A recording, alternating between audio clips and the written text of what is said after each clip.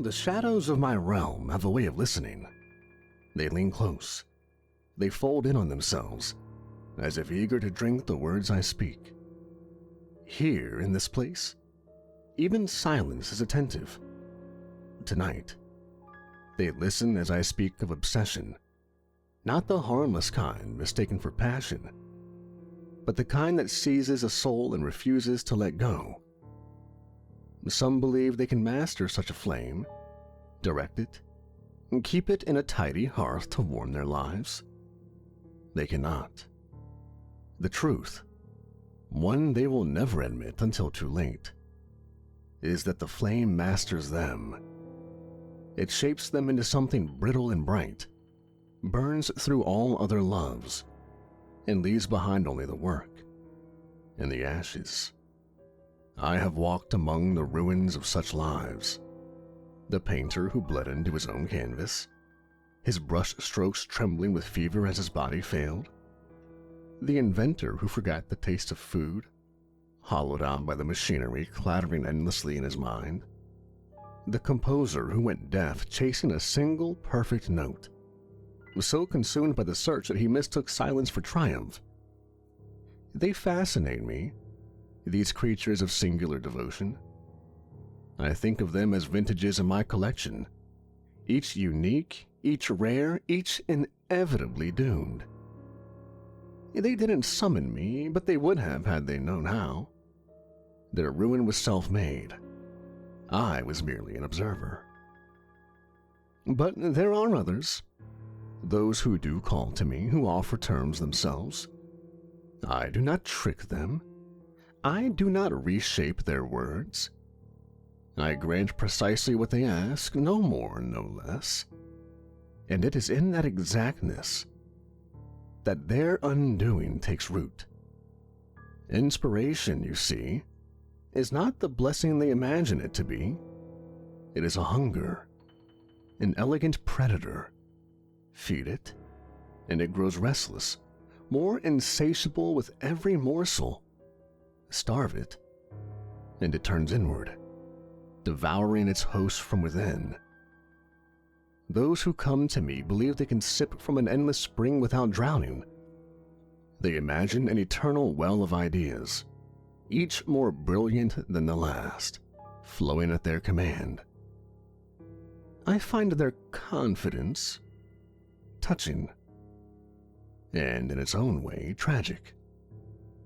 Julian Marek was such a man, a sculptor, a painter, a chiseler of forms that seemed almost to breathe. He worked in marble, clay, bronze, anything that could be shaped under his relentless hands. He did not chase fame. It already trailed him like a shadow. No, Julian feared something far more intimate. The quiet, creeping death of his own vision. The thought that one day he might sit before an empty canvas or an untouched block of stone and feel nothing stir within him terrified him more than death itself. He wished to be spared that fate. He wished to burn forever. He asked for more fire, without asking once for a place to stand. I can still see his studio in my mind's eye. Dust glittered in the lamplight like powdered bone, drifting in slow, unhurried spirals. Sketches papered the walls in frantic constellations, pinned at odd angles and curling at the edges. Marble torsos leaned in shadow corners, their sightless eyes fixed on something only they could see. Unfinished busts sat on every surface, fragments of faces waiting for the rest of themselves to be born. The air was thick with the scent of stone, dust, and turpentine. And in the midst of it all was Julian, pacing, restless, his hands twitching as though even stillness was a threat. I had watched him for some time before we met, watched the way he studied his own work as though interrogating it for secrets, watched the brief, sharp flashes of triumph fade almost immediately into dissatisfaction. He was a man already in the grip of the hunger, I merely came when he finally called out for more. Julian Marek was one of my most exquisite commissions. And yes, I still have the portrait he made me. The summoning was not theatrical. No chalk circles or crossroads or candles dripping in red. Julian's ritual was a painting. My likeness pulled from descriptions whispered through obscure corners of the digital world. He painted me from rumor and instinct.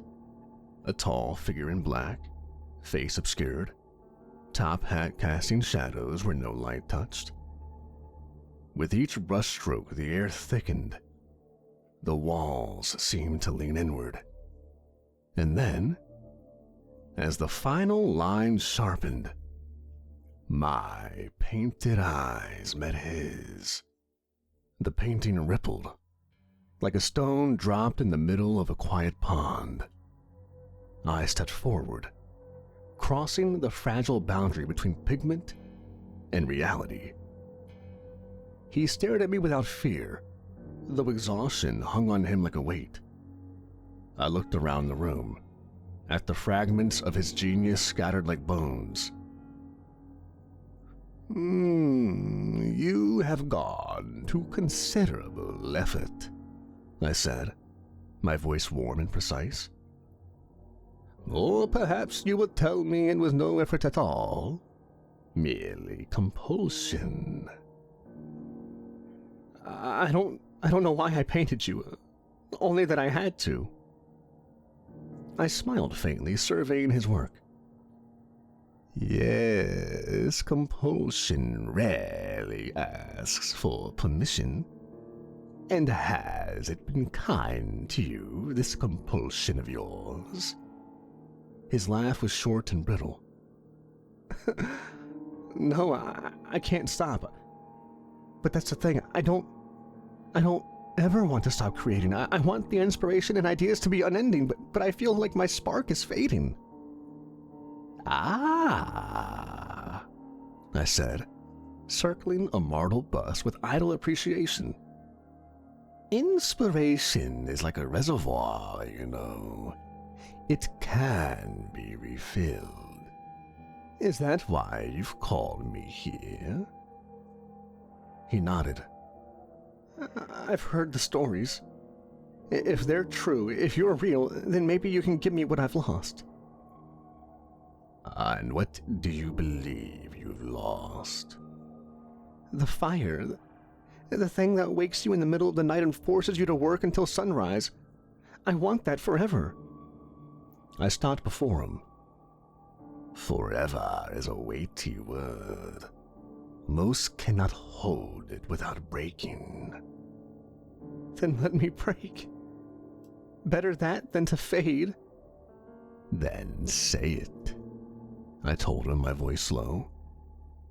Make your request. His eyes did not waver. I wish for unending inspiration. The moment he spoke, the air shifted. Behind his eyes, something opened, a floodgate releasing torrents of vision and shape. His breath caught as the flood began. I turned to his easel, resting a gloved hand on the edge of his work. And may I keep this painting, if I may be so bold? It's yours, he said, already reaching for his chisel. Thank you, I told him, because the old courtesies never miss their mark. I stepped into the portrait, as a man steps through a threshold he knows by heart, and paint rippled without dripping, and color parted without surrendering its saturations. The lamplight warped and then righted itself. Before the surface sealed, I looked back once. He was already lifting the chisel to the stone. He had the expression I prize in my clients at the beginning. Not ecstasy and not relief, but inevitability. I walked further into the painting, and the further I walked, the more the painting and Julian Marek's reality began to fade, until it wasn't there at all. Until I and the painting were back in my realm. The air in my realm accepted me with its usual dry amusement. I carried the canvas down a corridor where the shadows keep their own counsel, past the Hall of Echoes, where the walls murmured the relics of other bargains, and into a small alcove I reserved for likenesses made by my own client's hand. I hung Julian's portraits there among a rare few pieces that still trouble the room when I pass. A singer's charcoal done in hospital light, a mathematician's childish pen and ink of a staircase that cannot exist, a slipping watercolor of a rival who never knew he had been forgiven. The portrait settled with a barely audible sigh. The silver of the cane head shivered as if remembering the pressure of my palms. I returned to the observatory and watched them. The window into the mortal world isn't glass, not exactly. It is a cut in the fabric of things, a mouth I keep fed with attention. Through it, Julian was no longer pacing. He was carving. He stopped only to change tools, and even then, his hands continued to move, measuring, mapping, rehearsing. His face had the calm of a man who had been starving beside a banquet and had only now just remembered how to swallow. I let him have his privacy. An artist deserves his first hour with a new language without an audience. But I watched long enough to satisfy myself that the terms, as spoken, were enacted with the fidelity I require. The rest would unspool as it must. When I returned to my chair, the realm around me adjusted its weight. The clocks ticked in their hidden hollows. Somewhere in the chamber of orbs, a memory brightened, noted, and resumed its slow pulse. One of the few memories that annoy me and inspire me to this day. Oh, how Marvin Ellis remains in my mind. I took off my hat and set it on the bone-white arm of the chair. One does not wear a hat at home. It's uncomely, ungentlemanly. The gloves I kept on.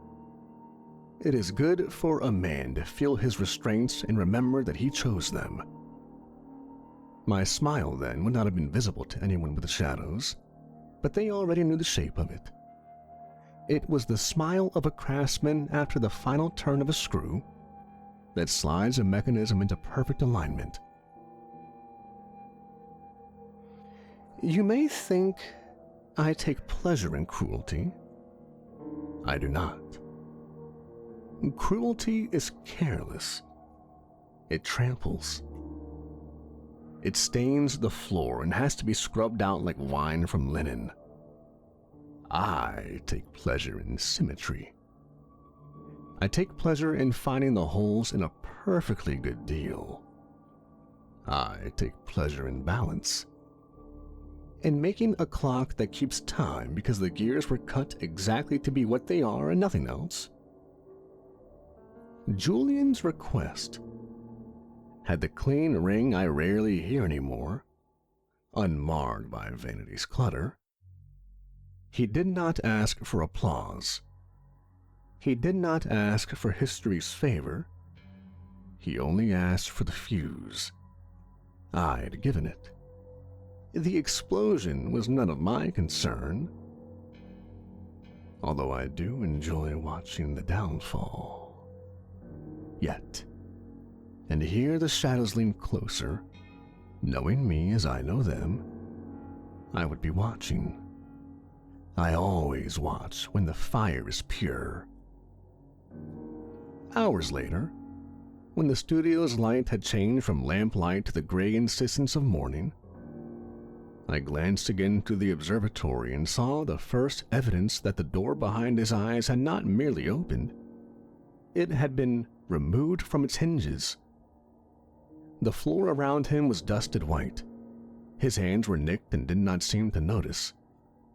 He spoke under his breath, not to me or to any listener, but to the stone itself, as if repeating what it told him so he would not lose a syllable in the transit from vision to form.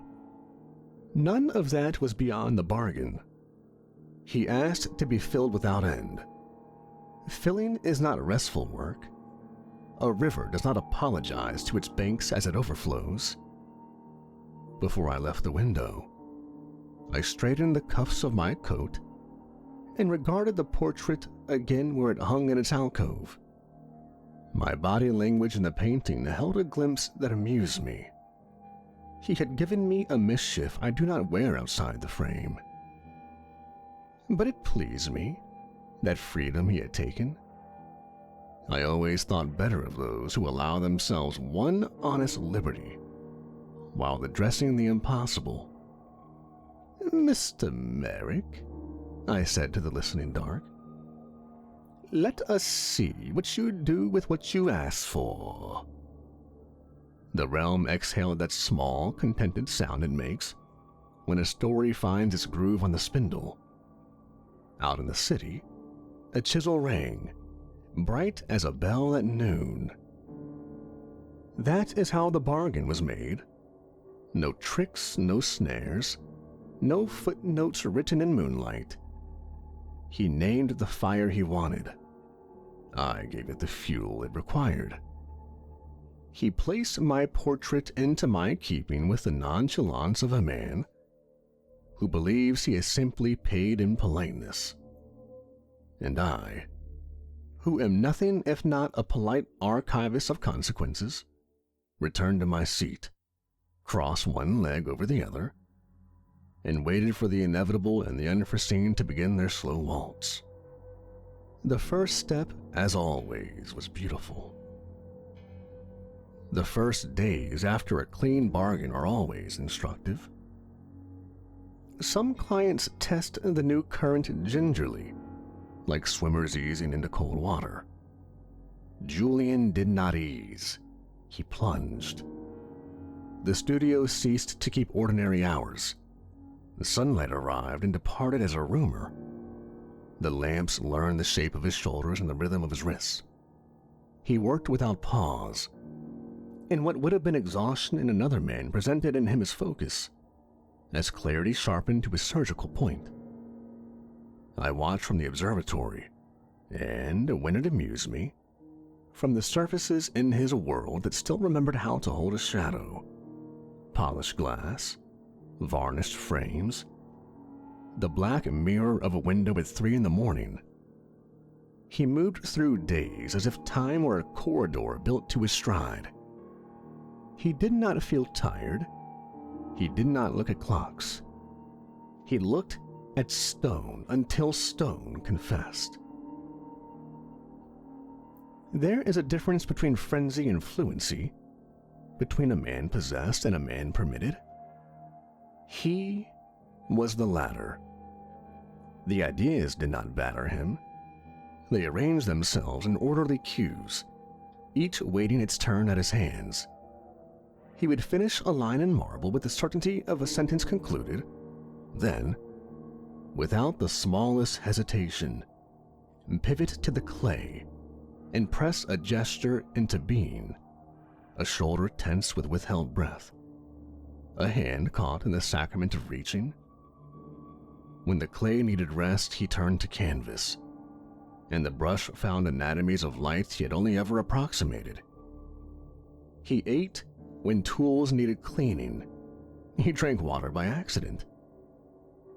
Sleep seemed a superstition he had outgrown. The body is ordinarily tiresome in its insistence on being fed and folded. Not this. Not his. Not then. He was a bridge the visions crossed, and he bore the traffic gladly. The city noticed before the critics did. It always works out that way. Assistants began arriving earlier and leaving later, their whispered logistics forming a soft counterpoint to the rasp of rasp and the ring of chisel. Couriers came and went with crates still damp at the corners. The locksmith replaced the back door bolt after a journalist tried it at midnight. believing himself stealth incarnate. A neighbor who had once complained about dust sent up a pie and left with a piece of clay he would keep in a drawer for the rest of his unremarkable life. By the end of the first week, the hallway outside the studio smelled faintly of wet stone and triumph. I have known wars with less orderly supply lines.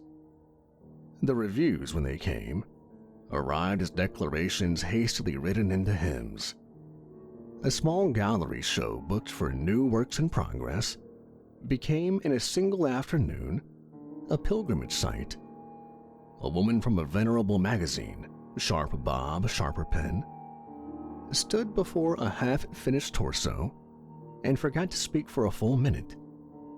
Her piece the next morning used words that publications prefer to ration: Renaissance, epochal, terrible beauty. She wrote that Julian Marek's sculptures had acquired a density of feeling previously only hinted at, as though he had learned a new grammar of stone and was suddenly fluent enough to write elegiacies with it. A rival critic attempted disdain and ended in surrender. He called it a second weather system forming over the city.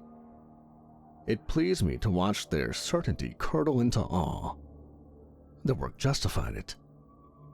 I am not immune to pleasure where merit is concerned. What precisely had changed? Not his hands. Not his ability. They were the same hands that had always done the patient violence good sculpture requires, cutting away everything that is not the truth the block contains. Not his eye, either. He had always seen well. What changed was volume. Inspiration. The room behind his eyes, newly and perpetually lit, had no corners for doubt to hide in. When he set to work on a figure crouched as if about to spring, the musculature arrived without coaxing. The angles nested into each other with an inevitability that made witnesses step back and check their own posture. What he drew, the charcoal seemed to understand time. A single line could suggest seconds before and after the captured moment.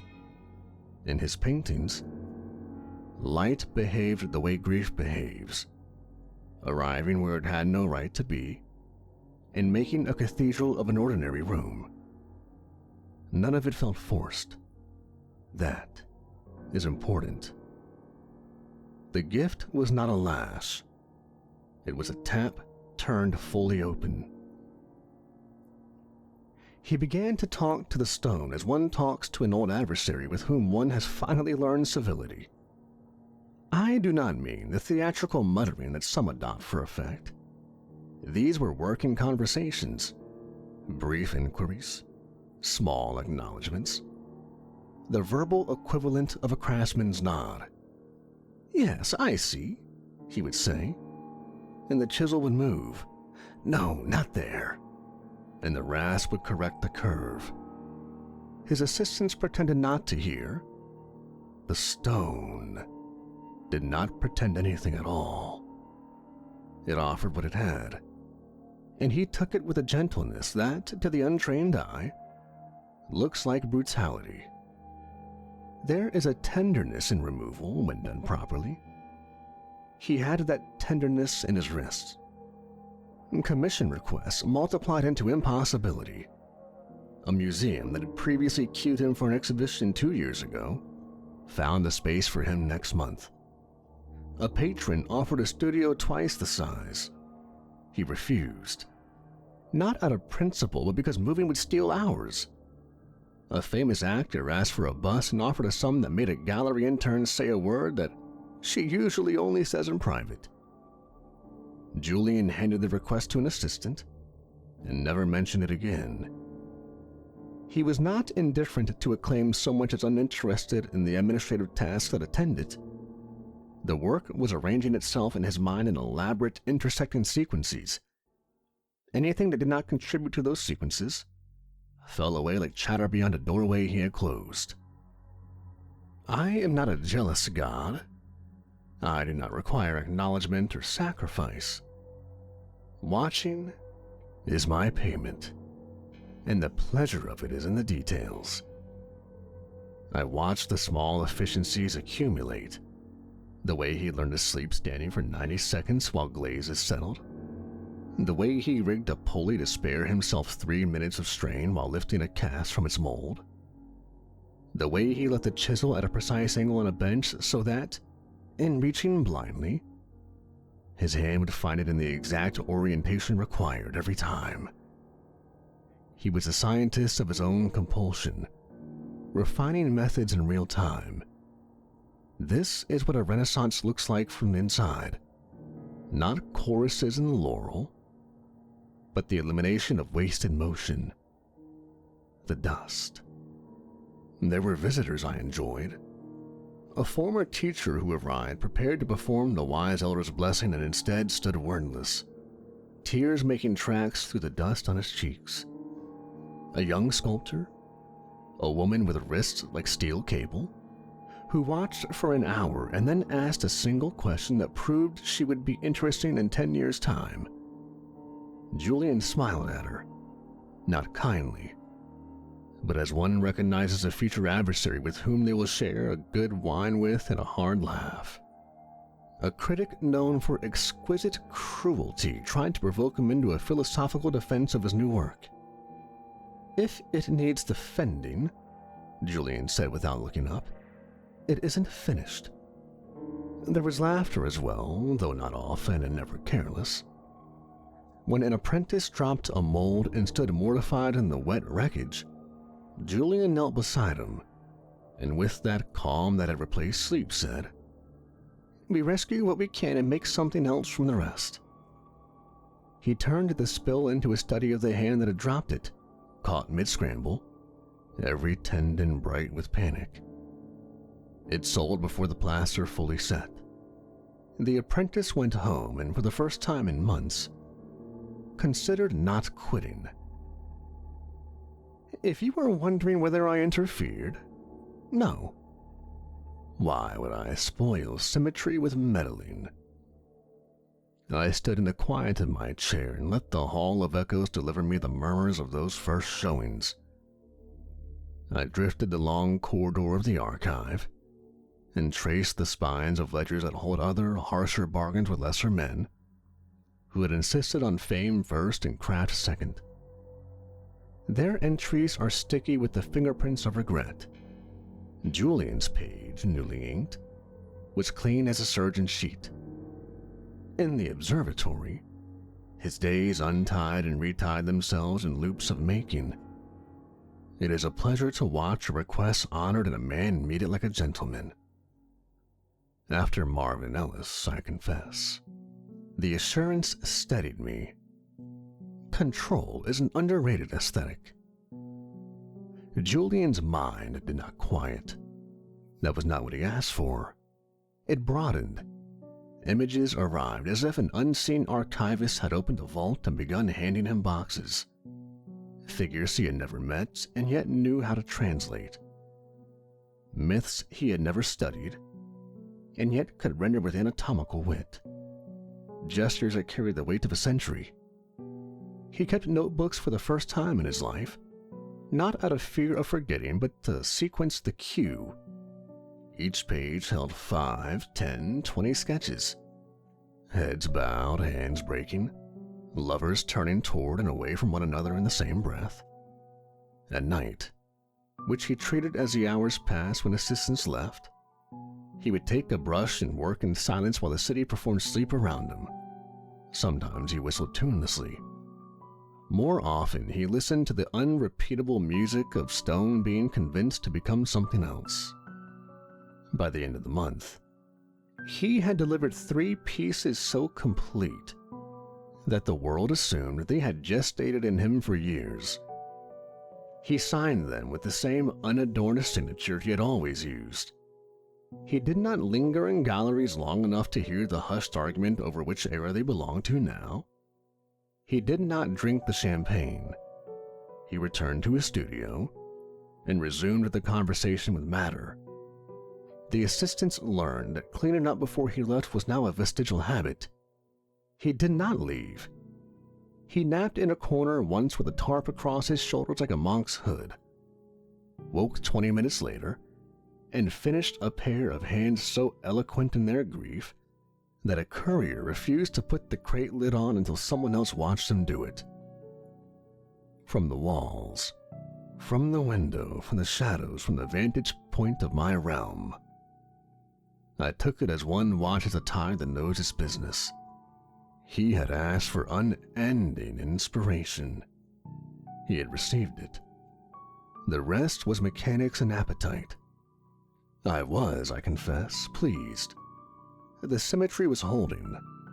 The music of it, those ringing strikes, that soft hiss of rasp, the breath that artists forget they are sustaining, threaded itself into the soundscape of my domain.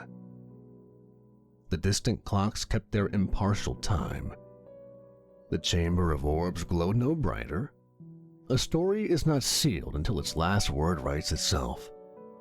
But as I passed through, I felt certain pieces murmur in recognition.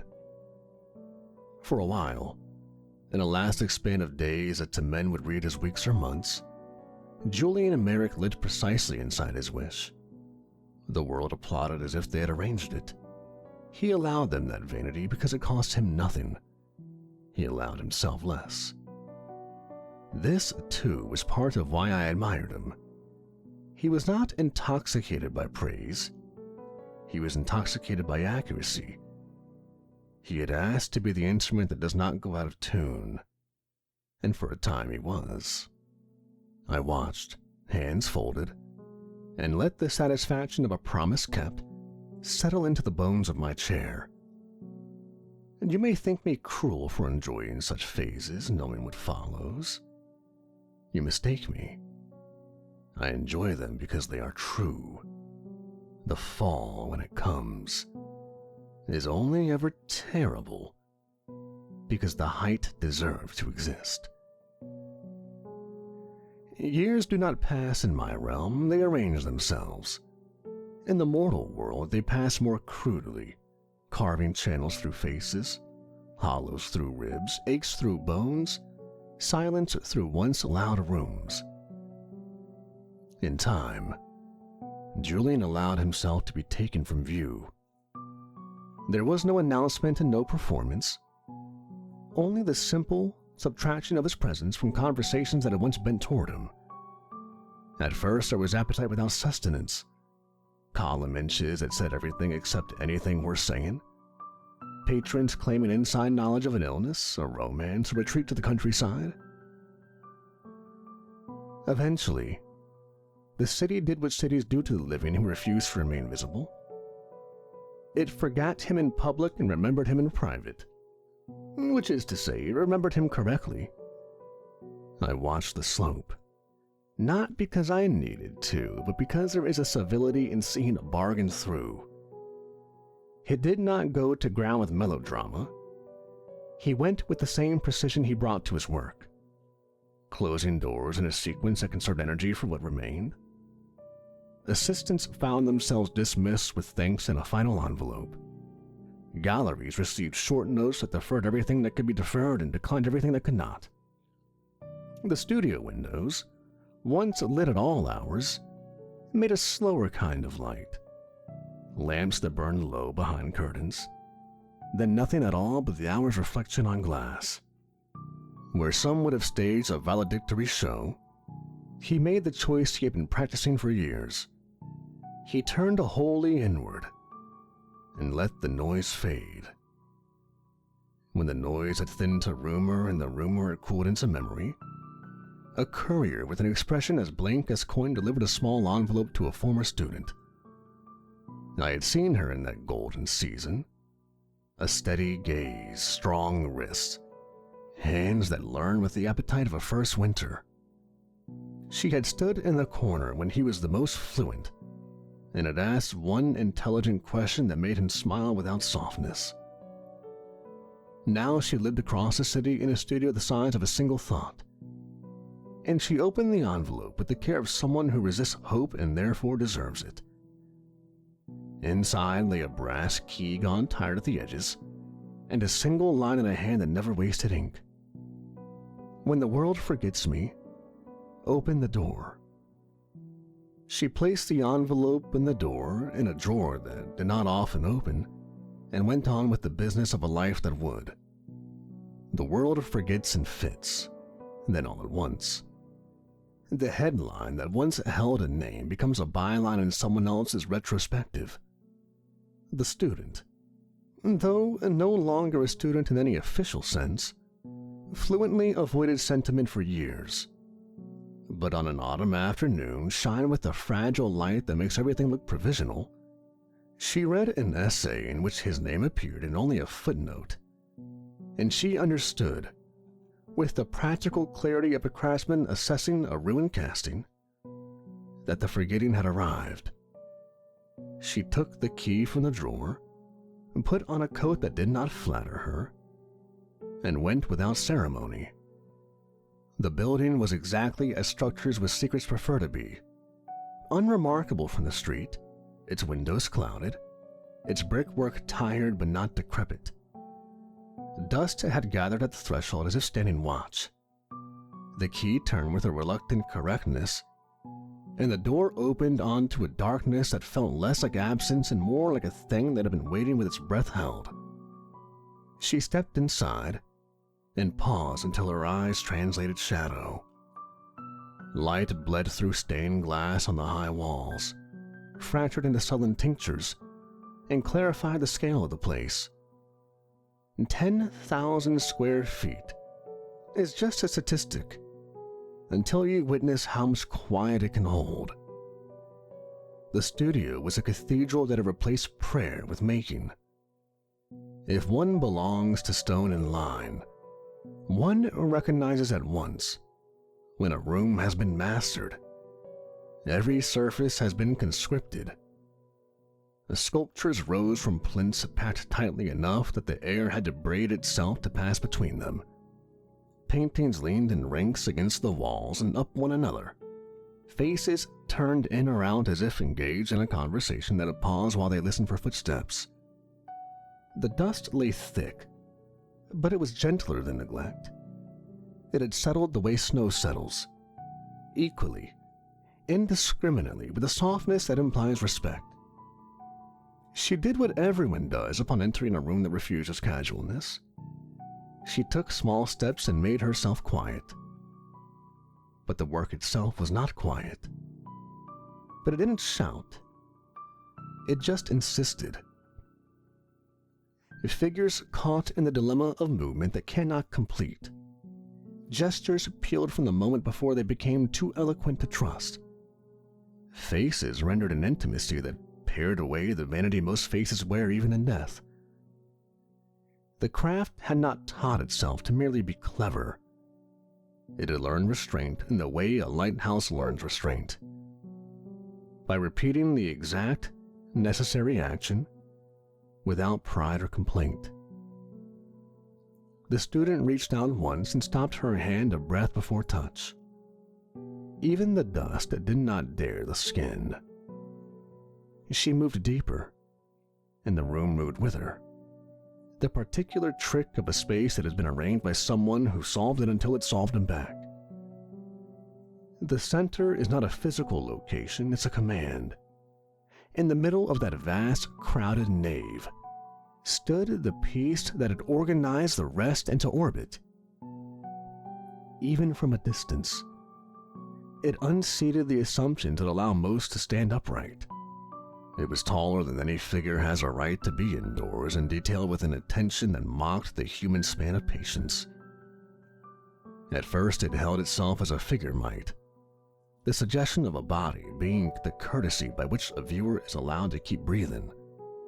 Then, as the student approached, the familiar dissolved into the exact, an arm not precisely an arm, a curve that recorded the memory of pressure without the lie of flesh, an architecture of tendons carrying a grammar beyond anatomy, a suggestion of face is not positioned to comfort but to witness. It was not grotesque. Grotesque is a failure of proportions. This was a fidelity to a structure that the living rarely concede exists. She felt the fresh, unarguable fear that belongs to recognition. At the base of that ascent sat Julian. He had not collapsed into a romance of death. He had arranged himself as one arranges a tool at the close of a long day, set down in a position that would make resumption efficient. His body had been given back what bodies borrow. He was curled without contortion, one hand open across his knee, the other closing still around the chisel that had eaten away its edge on the labor it had loved. His eyes were open, not with surprise, but with the flat insistence of a man who refuses to look away from the last line of a sentence while he's still reading it. The air near him held the dry, metallic scent of a room that had practiced silence until silence consented to stay. Cobwebs had found their lines, tracing delicate architecture from shoulder to plinth, from wrist to stone, minor faithful copies of the work above them. There are moments to speak and moments to keep inventory of one's breath. The student chose the latter. She circled the pedestal slowly, hands at her sides, shoulders set in the posture of someone walking a narrow path over a long drop. She read the work as a craftsman reads, measuring the radius of a curve with her eye, counting tool marks without counting, locating balances that would look like miracles to anyone who has never learned the arithmetic. She stopped at the foot and saw what he had left to be seen. A small brass plaque, polished despite the room's disuse, affixed to the stone with the care one gives to an epitaph. It contained only 3 words. What I saw. The simplicity did not cheapen what rose above it. It refused to explain on the grounds that explanation would be a cruelty. I stood where I prefer to stand, which is wherever I am the most courteous to the scene. I'd watched her from the moment the key turned, watched through the observatory as she left her life behind for an hour that would lengthen a memory until it touched all the others. And then I watched from the thin, obliging shadows that every room affords me when it wishes to be understood. I did not move closer than respect permits. I did not speak. This was her first reading of a text that had taken a man's years to write. Interruption is vulgar. The piece was what it was. The sum end of a wish honored with exactitude, rendered into a shape that could hold the violence of that exactitude without blinking. She did not call the police or the press. She checked in the practical way of sensible people for any note that might instruct the living to perform an errand for the dead. She found none, only the unmistakable instructions implied by the room itself. After a long interval, she approached Julian and stood as one stands near a man who is almost sleeping and must not be woken. Her hand hovered inches above his shoulder and then fell. No touch could have been equal to the moment. She spared them both the indignity of trying. She turned, taking in the studio once more with the slow sweep of an archivist preparing a ledger, and began to walk back the way she had come. At the threshold, she looked over her shoulder only once, a glance quick enough to suggest modesty rather than reluctance. She left the key in the lock and did not close the door. When she had gone, the room did not change. I remained a while longer, not to gloat, but to conclude a witnessing.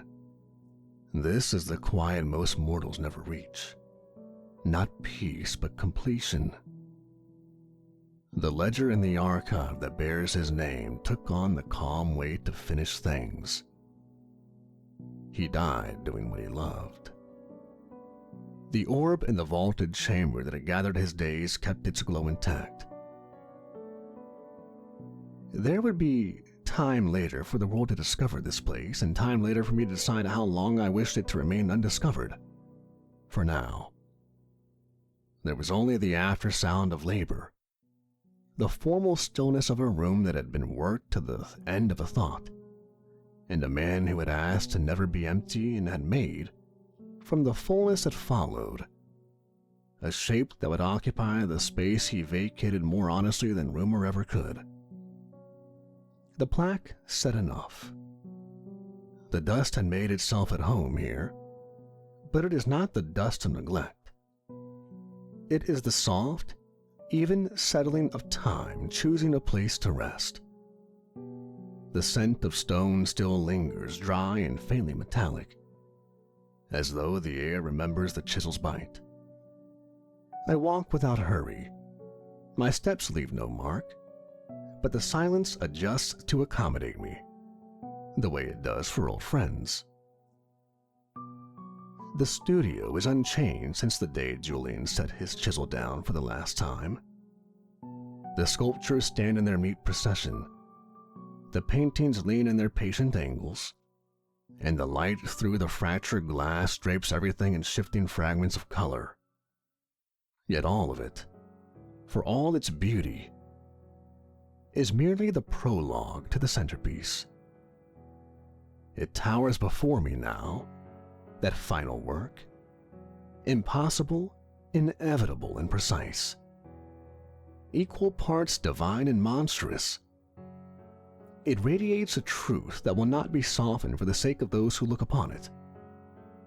From certain angles, it seems almost human. From others, it escapes entirely into some architecture of form that belongs to neither flesh nor dream. Faces appear and vanish, each bearing an expression that resists translation. Limbs fold into spires, curves resolve into questions. It is a language without alphabet, and yet it speaks fluently to anyone willing to listen too long. I step closer and let my gaze travel over the vast surface, tracing the years of devotion embedded in each line. I see the discipline, the relentlessness, the refusal to turn away when the visions became too heavy to carry. He asked for unending inspiration, and I had given it. And here was the sum: beauty beyond the reach of language, shaped at the cost of everything else. He got what he asked for, and oh, how he gave us unimaginable beauty in return. I say, my voice soft against the still air. I let the words settle, and they do not echo. The room swallows them the way a sea swallows a stone. My eyes shift then, not upward but beyond, toward the shadows gathered behind the towering form. There, in a recess of deliberate concealment, is something else. A detail so fine, so carefully hidden. It feels as though it was never meant to be found. I do not step closer.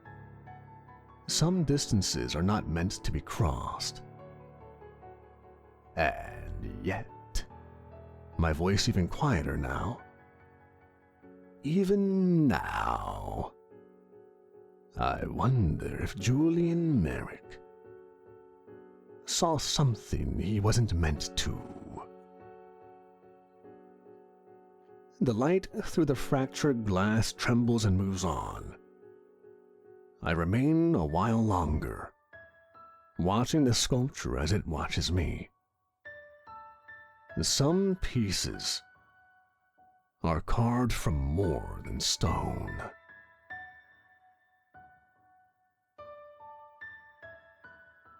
Hey everyone, Kevin from Nightmares Nightly here. I just want to thank you all for listening all the way through. I know these Dealmaker stories tend to be a bit more of a slow burn, and if you stick around and enjoy them, it really means a lot.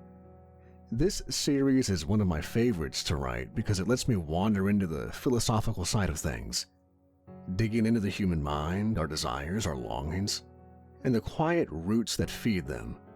So, to everyone who stays for these slower, more deliberate tales, thank you. You make telling them worth it. If you enjoy these, please consider becoming a member, where I do plan to upload every week. And as always, thanks for listening, everybody.